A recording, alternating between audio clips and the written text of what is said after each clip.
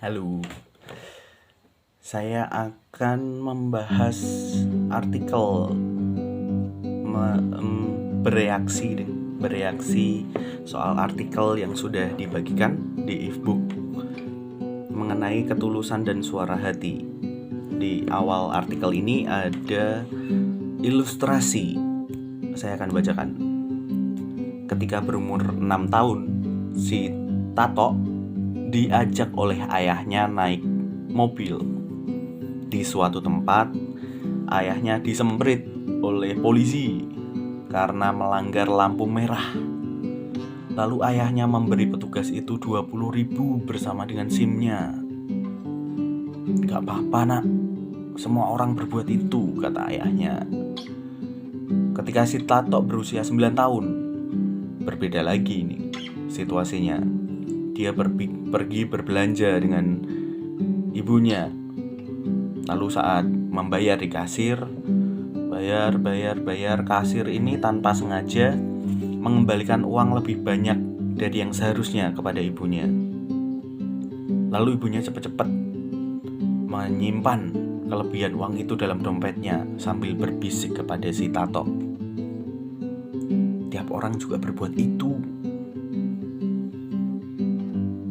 Lalu lambat laun, ketika Tato sudah berumur 16 tahun, dia memperoleh pekerjaan pertama pada liburan sekolahnya, freelance ya. Dia menjadi salah satu petugas di salah suatu swalayan. Salah satu tugasnya itu menaruh tomat yang terlalu matang di bagian bawah keranjang dan yang masih hijau itu di bagian atas. Bosnya mengatakan kepadanya itu tugas yang baik. Lalu ketika Tato berusia 18 tahun, dia masuk ke perguruan tinggi. Suatu hari sebelum ujian, dia didatangi oleh mahasiswa lain dan bertanya apakah dia ingin membeli jawaban ujian bocoran agar nilai ujiannya baik. Lalu dia beli. Lalu dipakailah waktu ujian itu dan ketahuan. Ia dikirim pulang ke rumah orang tuanya. Orang tuanya sangat kecewa dan mengatakan, "Gimana mungkin kamu membuat hal yang tidak jujur itu?" Ketidakjujuran itu sesuatu yang sama sekali tidak dapat ditolerir, kata orang tuanya. Padahal dari awal orang tuanya juga mencontohkan sesuatu yang mungkin tidak baik dan mungkin juga termasuk ketidakjujuran. Lalu kita baca lagi di artikel ini. Di negara kita Indonesia, banyak orang yang berkata korupsi sudah membudaya, sudah dianggap biasa. Memang sih beberapa anggapan sudah kayak gitu, tapi apakah ini berarti ketidakjujuran juga sudah membudaya? Apakah ini berarti ketidakjujuran sudah dianggap hal yang biasa? Terus yang bikin agak miris dalam cerita dan ilustrasi di awal tadi adalah ketika tanpa sadar si orang tua Tato sendiri malah bertanya, ketidakjujuran itu hal yang tidak bisa ditolerir. Padahal dari umur Tato 6 tahun dia sudah melihat ayahnya memberikan istilahnya sogokan kepada polisi. Lalu ibunya mengambil kembalian yang berlebih. Lalu saat bekerja juga melakukan tindakan kecurangan. Kita malah sering menyalahkan individu daripada menyalahkan masyarakatnya. Masyarakatnya juga berpengaruh kan terhadap si Tato tadi. Mereka sering melupakan bahwa mereka sendiri juga sering melakukan hal-hal yang tidak jujur, dan itu sangat membekas pada diri Tato dan menganggap itu biasa. Masalahnya, apakah nilai kejujuran masih mendapat tempat dalam masyarakat kita? Apakah kejujuran masih dipandang sebagai suatu keutamaan? Itu yang menjadi masalahnya kan. Lalu sebelum tahu masalah ini, kita juga harus, di dalam artikel ini juga harus mengetahui tentang apa itu ketulusan, lalu apa itu suara hati, dan apa itu kejujuran juga. Di sini ketulusan merujuk pada kitab suci Perjanjian Baru pada Timotius. Kata semnotes yang berarti kesungguhan atau keluhuran. Semua kata ini menunjuk pada suatu tindakan yang semestinya pada seseorang yang memberikan jawaban pada panggilan kerajaan Allah.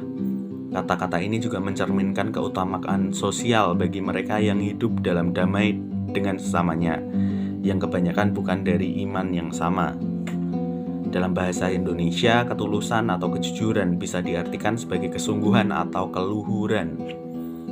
Ketulusan ini menyangkut pikiran, kata-kata, dan perbuatan yang mencerminkan suatu keselarasan antara iman, kepercayaan seseorang, dan manifestasinya dalam tindakan hidupnya. Ketulusan dalam pikiran berarti kemauan untuk mengikuti apa yang sudah nyata dan semestinya dilakukan tanpa memutarbalikannya demi untuk keuntungan apapun, dan tidak cepat-cepat menarik kesimpulan dari informasi-informasi yang tidak akurat.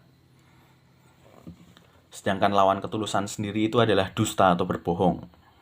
Ya, melakukan yang sebaliknya tentu saja. Secara singkat bisa dikatakan bahwa ada situasi tertentu yang dapat membenarkan tindakan berbohong, tapi apakah wajar?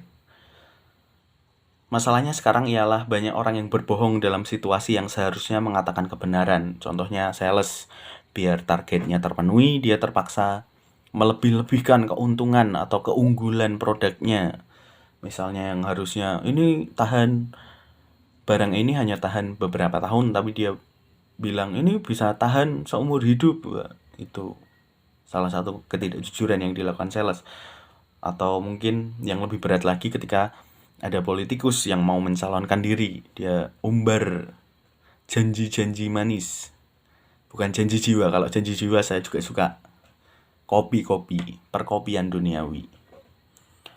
Itu apakah mereka bisa diterima ketika mereka berbohong? Terus untuk mengetahui dan memutuskan kapan boleh berbohong itu gimana terusan? Kalau misal memang bohong itu bisa dilakukan suatu saat gitu,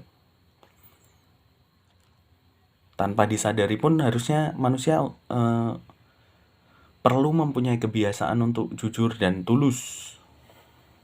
Masalahnya menjadi lebih kompleks kalau kita melihat budaya dan bahasa yang berbeda-beda.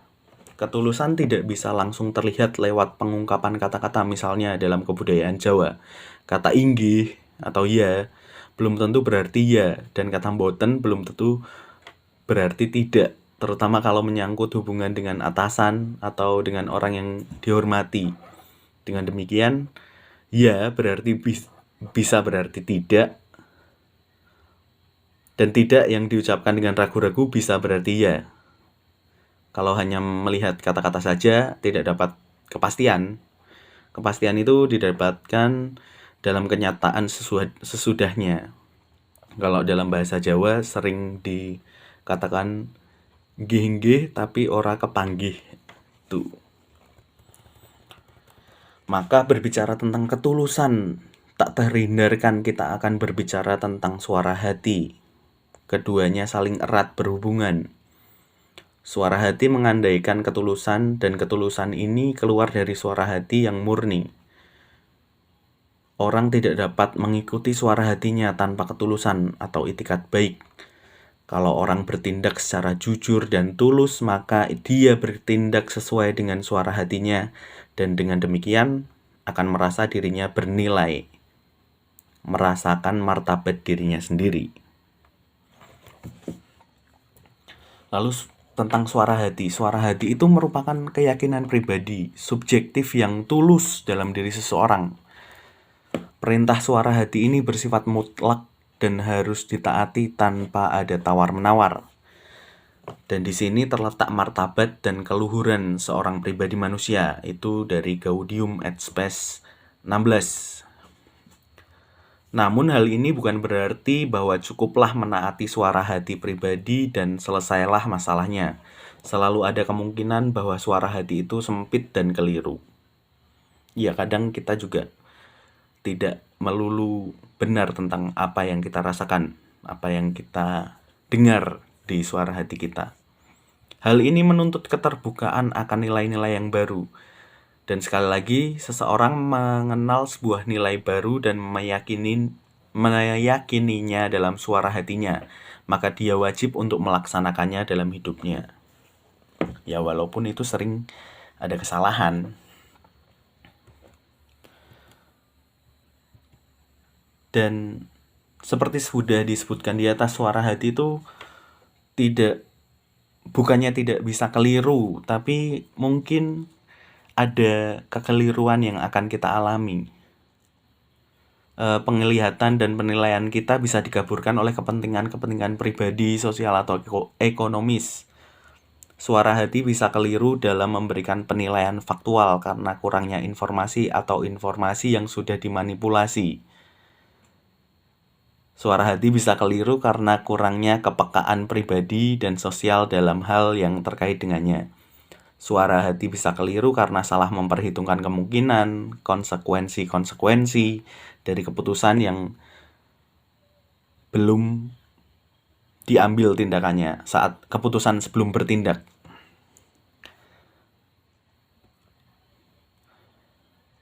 Jadi ya, di kesimpulannya ini dituliskan, ketulusan bisa dipandang sebagai itikat baik dan kemauan untuk menuruti suara hati yang otonom, komunikatif, dan transparan. Sebaliknya, ketidaktulusan bisa dilihat sebagai keengganan untuk mendengarkan dan bertindak sesuai dengan suara hati. Suara hati yang tidak pernah ditaati makin lama akan menjadi semakin tumpul dan akhirnya tidak akan kedengaran lagi karena sudah dibungkam. Maka menjadi pertanyaan dan tantangan, dan kembali lagi pada masing-masing pribadi, kualitas hidup macam apa yang akan dipilih? Akankah terdorong untuk memilih ketulusan dalam suara hati yang bening, otonom, dan komunikatif, atau mau tinggal dalam kesempitan dan fanatisme subjektif? Kalau memilih yang pertama, maka tantangannya ialah selalu memperbaiki diri dan mengoreksi diri terus-menerus dan mengintrospeksi diri untuk semakin memurnikan itikat baiknya dan mengekstrospeksi diri untuk selalu berkomunikasi dengan dunia luar guna mengupdate nilai-nilainya sehingga selalu baru. Komunikabilitas suara hati selalu mengundang seseorang untuk terbuka dan meluaskan horizon dan perspektif yang tak terbatas luasnya. Dalam konteks Indonesia, apakah kita mempunyai cukup keberanian untuk memprovokasi ketulusan dan kejujuran di mana ada tendensi yang sebaliknya? Ini menyangkut segala bidang, pendidikan, sosial, ekonomi, politik, sampai juga dalam bidang akademis. Sebuah pertanyaan yang menggelitik, apakah arti ketulusan dalam bidang politik? Mungkinkah ada ketulusan dalam berpolitik, mengingat politik praktis itu digerakkan oleh ideologi tertentu? Memprovokasi ketulusan dan kejujuran berarti mempunyai itikat baik demi kebenaran dan menghendaki apa yang baik bagi orang lain. Apakah ada niat yang murni untuk itu? Dalam era yang semakin mengglobalisasi dan saling ketergantungan satu sama lain, ketulusan atau kejujuran dan kepercayaan semakin dituntut. Mekanisme dan sistem jalinan sosial serta ekonomi global tidak akan berfungsi dengan baik tanpa kejujuran dan kepercayaan. Kita sering menyaksikan transaksi-transaksi yang berjalan hanya dari telepon, internet, atau mungkin nomor kredit tanpa bertemu langsung. Masih menjadi pertanyaan, apakah Indonesia sudah siap? Apakah kita sudah siap? Apakah kita sudah menjadi pribadi yang tulus dan selalu mendengarkan suara hati, tentunya suara hati yang akan berpengaruh baik untuk kita, untuk orang-orang di sekitar kita. Apakah kita sudah siap?